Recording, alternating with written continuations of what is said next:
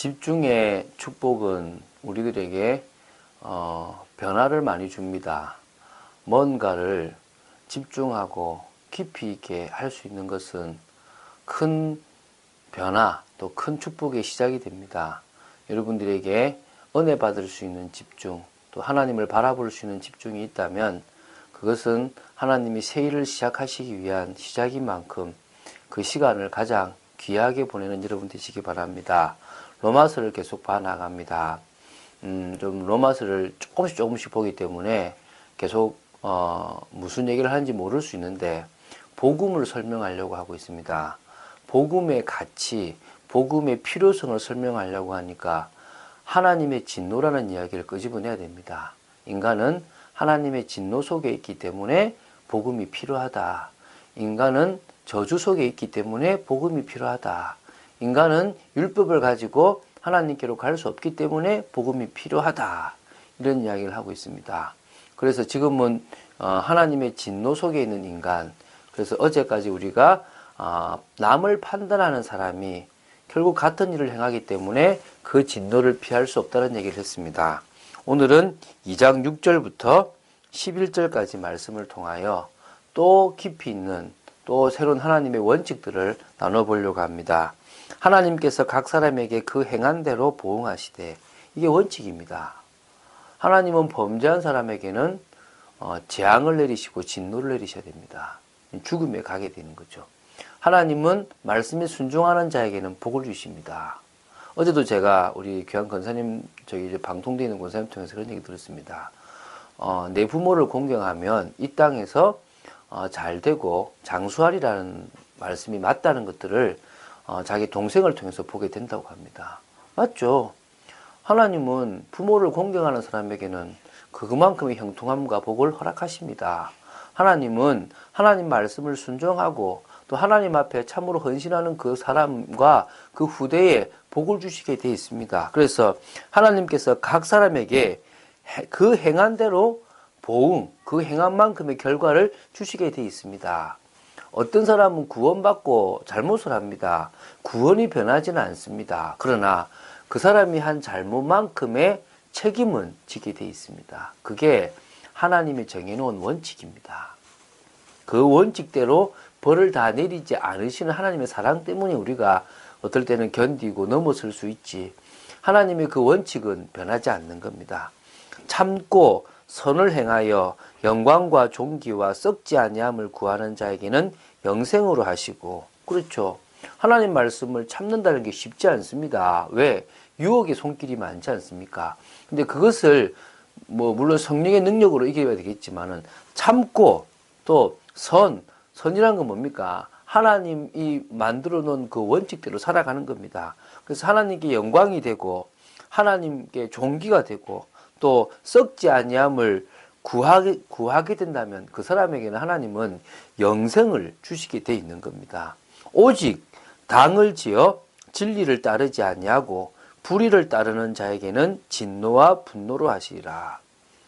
분명히 화합해야 되는데요, 그러지 않고 당을 만들거나 뭔가 패거리를 만들어서 진리 아닌 다른 것을 따라간다고 또 불의를 따라가게 된다면 그 사람에게는 하나님의 진노와 하나님께서 분노하셔서 그에게 재앙을 내리신다는 것은 당연한 이치입니다.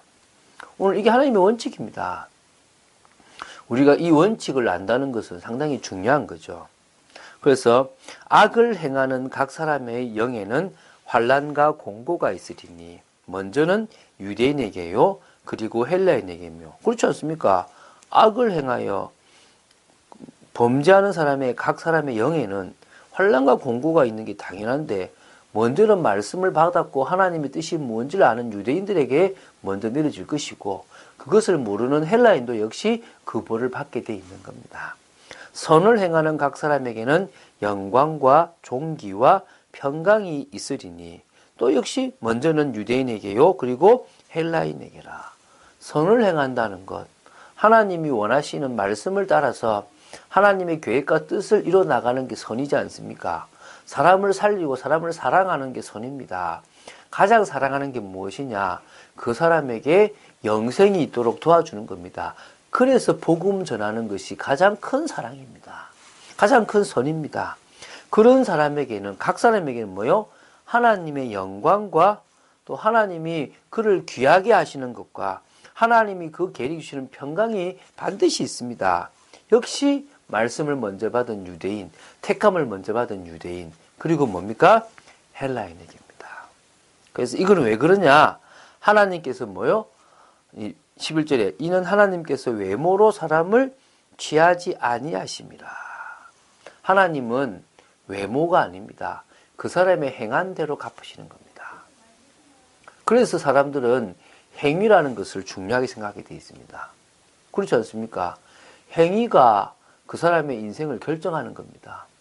죄를 지었으면 죄인인 겁니다. 살인을 했으면 살인자인 겁니다. 도둑질했으면 도둑놈이 되는 겁니다. 그것처럼 하나님의 원칙은 행한 대로 갚는 겁니다. 그 사람이 잘나서 그 사람이 머리가 좋아서 아닙니다. 그런 것하고는 상관없습니다.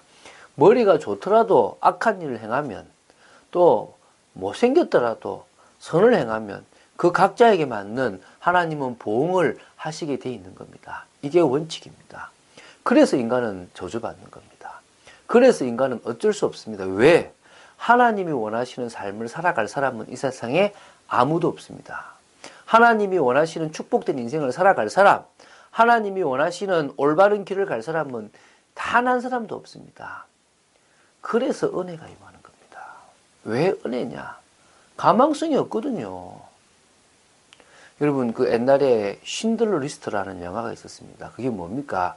신들러라는 사람이 독일인인데 2차 세계대전 때 유대인들을 학살하고 유대인들을 막 죽이려고 하는 그때에 진짜 엘리트고 전문인들을 저렇게 썩혀버리고 죽이면 아깝지 않냐 그래가지고 독일인들한테 뇌물을 먹이고 유대인들을 구해냈어요. 그래서 자기 공장에 일을 하게 만들었단 말입니다.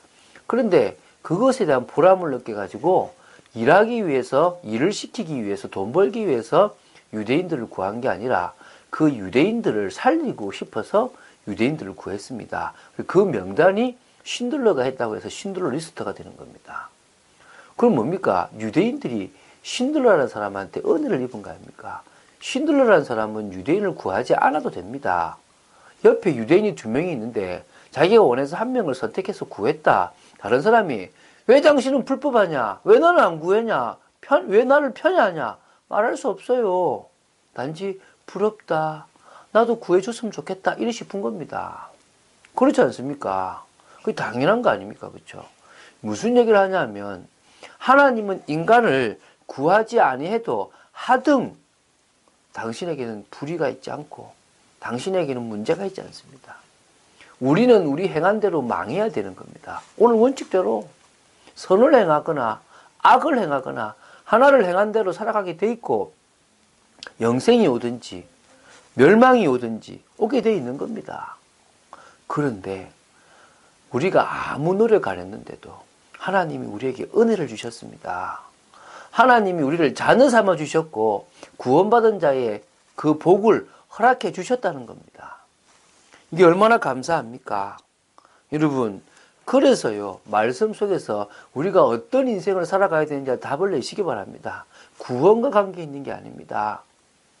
하나님은 우리를 이미 구원하셨고 우리를 믿음으로 말미암아 택하셨고 자녀 삼으셨기 때문에 자녀다운 축복을 누리기 위해서 말씀을 더 보시기 바라고 하나님이 원하시는 축복의 인생을 살아가시기 바랍니다. 그래서 하나님은 그런 모든 것들을 사실적으로 우리에게 알려주시고 계시는 겁니다. 그래서 여러분들이 말씀을 통하여 하나님의 진정한 계획과 뜻을 안다. 끝나는 겁니다. 예수님은 이 3년 6개월 동안 이렇게 사역을 하시면서 약 3년간 공개 사역을 하시면서요. 많은 사람들에게 많은 말씀을 하셨습니다. 제자들에게도 어떨 때는 비유로 말씀하시고 어떨 때는 또 깊이 있게 말씀하시고요. 많은 사람들에게도 비유로 말씀하셨습니다. 이유가 뭐냐? 어떤 사람은 진짜 깨닫게 하기 위해서, 어떤 사람은 진짜 못 깨닫게 하기 위해서입니다. 그래서 특히 마태복음 13장에는 많은 비유들이 있습니다. 그 비유들을 우리가 알아갈수록 진짜 은혜구나. 참 하나님의 은혜구나를 알게 됩니다.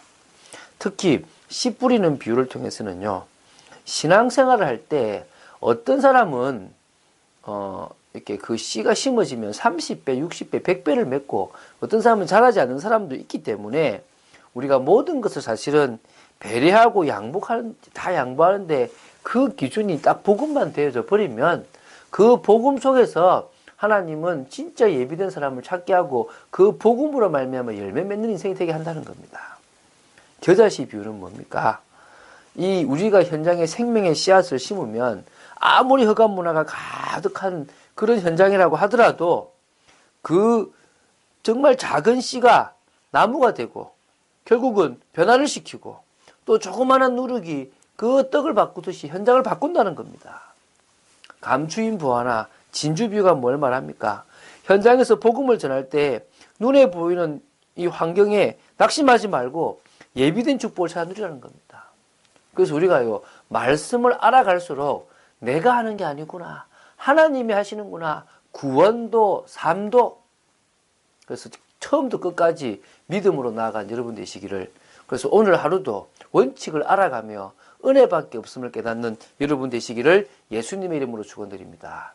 주는 그리스도시요 살아계신 하나님의 아들이심을 고백합니다. 우리가 진노받을 수밖에 없는 것은 하나님의 원칙이 선을 행하는 자에게는 영생과 평강과 영광과 존귀가 있는 것이고, 악을 행하는 자에게는 하나님의 진노와 분노와 또한 재앙이 있음을 우리가 보하게 되었습니다. 진정으로 그래서 우리에게는 하나님의 은혜로 말미암아 값없이 의롭다함을 얻고 자녀가 되었음을 믿습니다. 이 사실을 사실적으로 누리며 증거하는 축복의 인생 살아가기를 원합니다. 주 예수 그리스도 이름으로 기도드립니다. 아멘.